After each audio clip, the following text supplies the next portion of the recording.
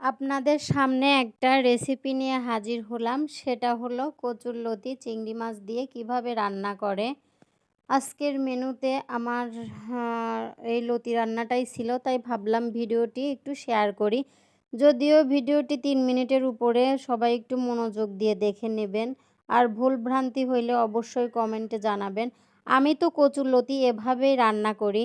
আপনারা কে কীভাবে রান্না করেন অবশ্যই জানাবেন। তো আজকের কচুরলতিটা দেশি কচুরলতি ছিল, ছোট, ছোট মানে চিকন, চিকন লতি। তো লতিগুলা খাইতে অনেক টেস্ট, কিন্তু বাছতে অনেক ঝামেলা। লতিগুলা আমি ২-৩ বার করে বাছছি, মানে লতি ছিল অনেক। তো বারবারই আমার যতবার বাছতে নিছি ততবারই হাত চুলকাইছে।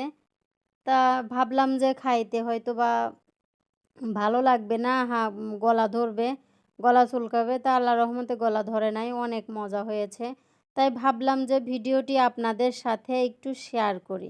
এই যে প্রথমে আমি চিংড়ি মাছটা ভেজে নিলাম, তারপরে হচ্ছে আ পেঁয়াজ দিলাম, পেঁয়াজ, রসুন আর হচ্ছে মরিচ। তা মরিচ দেওয়ার পরে কিছুক্ষণ একটু কষানোর পরে তারপরে এই আমি লতিটা দিয়ে দিচ্ছি। লতিটা দেওয়ার পরে আবার একটু নাড়াচাড়া করে একটু কষিয়ে ঢাকনা দিয়ে দিলাম। তারপরে ঢাকনা দেওয়ার পরে পানি দিলাম, পানি দিয়ে ঢেকে দিলাম। আর সাথে একটু লেবু অ্যাড করে দিলাম, কারণ আ আমার যেহেতু কচুটা বাছার সময় অনেক হাত চুলকাইছে, তা আমি ভাবলাম যে হয়তোবা গলাও ধরবে, তাই সাথে একটু লেবু অ্যাড করে দিলাম। লেবু অ্যাড করে দেয়াতে টেস্টটা অনেক মানে বাড়ছে, গলা ধরে নাই, অনেক মজা হয়েছে। তো কচুরলতি আপনারা কে কীভাবে রান্না করেন অবশ্যই কমেন্টে জানাতে ভুলবেন না। আমি তো এভাবেই রান্না করি। আর সাথে একটু আ মানে কাঁঠালের বিচি দিলাম। কাঁঠালের বিচি দিয়ে আমি কখনো রান্না করি নাই। লতি আমি অনেক রান্না করেছি, কিন্তু আমি কখনো কোনো কিছু অ্যাড করি নাই। শুধু চিংড়ি মাছ দিয়েছি।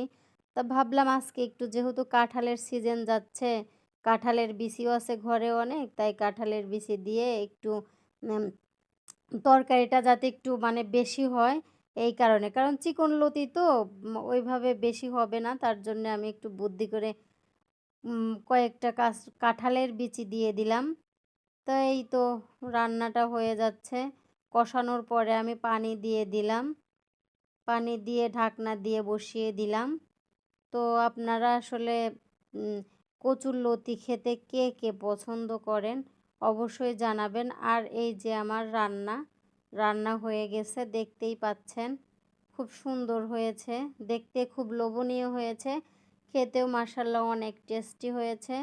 যারা কচুরলতি কখনো খান নাই তারা অবশ্যই এভাবে রান্না করে খাবেন। ধন্যবাদ, সবাই ভালো থাকবেন। আসসালামু আলাইকুম।